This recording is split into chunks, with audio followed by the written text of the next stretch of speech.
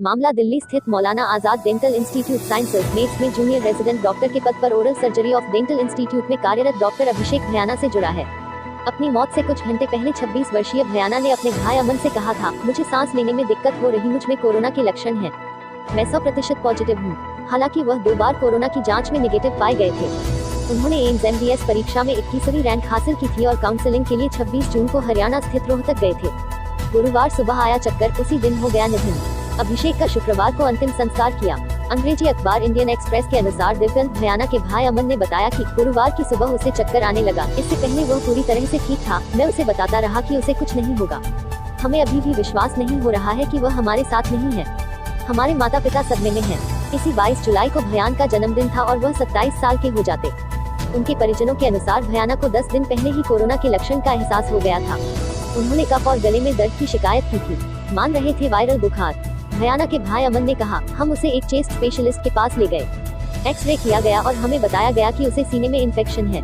हम यह मानकर चल रहे थे कि यह वायरल बुखार के अलावा कुछ नहीं था, लेकिन उन्होंने कहा कि लक्षण चेस्ट इन्फेक्शन के नहीं थे क्योंकि उन्हें सांस की तकलीफ थी। गुरुवार को भयाना की हालत बिगड़ने पर उसे तुरंत पास के निजी अस्पताल ले जाया गया। अमन ने कहा, वह फिट और हेल्दी था। कई अन्य कारणों से नेगेटिव रिजल्ट आ सकता है। अपनी अंतिम सांस तक वह कहता रहा कि उसे कोरोना वायरस के लक्षण हैं।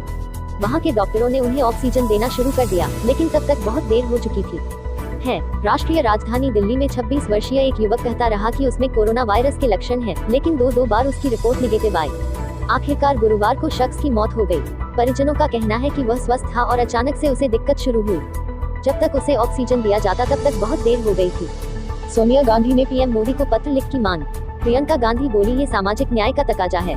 राज्यों और केंद्र शासित प्रदेशों के मेडिकल और डेंटल इंस्टीट्यूट्स में ऑल इंडिया कोटा में OBC छात्रों के लिए आरक्षण बढ़ाने की कांग्रेस अध्यक्ष सोनिया गांधी की मांग का प्रियंका गांधी ने समर्थन किया है। सोनिया गांधी ने प्रधानमंत्री नरेंद्र मोदी को पत्र लिखकर राज्यों के मेडिकल और डेंटल इंस्टीट्यूट्स में ऑल इंडिया कोटा में OBC छात्रों के लिए आरक्षण बढ़ाने की मांग की थी।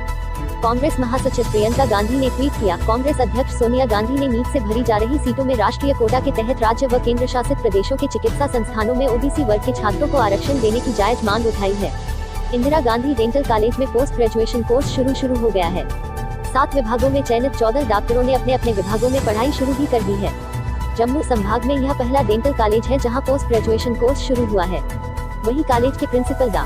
राकेश गुप्ता ने PG कोर्स शुरू करने की औपचारिक घोषणा भी कर दी।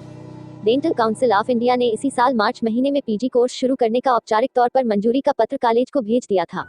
कॉलेज में कुल 7 विभागों में 2 सीटों को मंजूरी मिली।